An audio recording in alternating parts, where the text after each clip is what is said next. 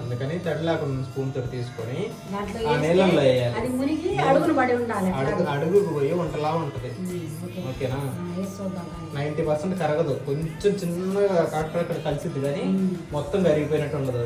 మొత్తం ఎట్లా పడితే అట్లా కలర్ చేంజ్ అయిపోయి ఎంత అయింది అనుకో, అది చక్కెరది కానీ బెల్లంది కానీ అని. అర్థమైందా? ఇప్పుడు హాఫ్ స్పూన్ తీసుకుంటాం, ఎందుకు వేస్ట్ చేయటం మళ్ళీ, ఇది మనం ఏం తినలేము. స్పూన్ తీసుకొని దీంట్లో వేస్తున్నా.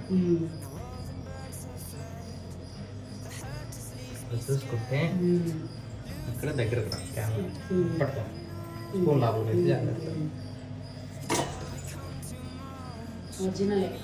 కింద చూస్తే కింద ఉంది మొత్తం అడుగుని పోయి హాఫ్ స్పూన్. నీళ్ళు కలర్ చూస్తే కొంచెం కూడా మారలేదు, ఎల్లో కలర్ కానీ వైట్ గా నీళ్ళు ఎట్టే ఉన్నాయి. ఇక్కడ తేనె కిందకి పోయి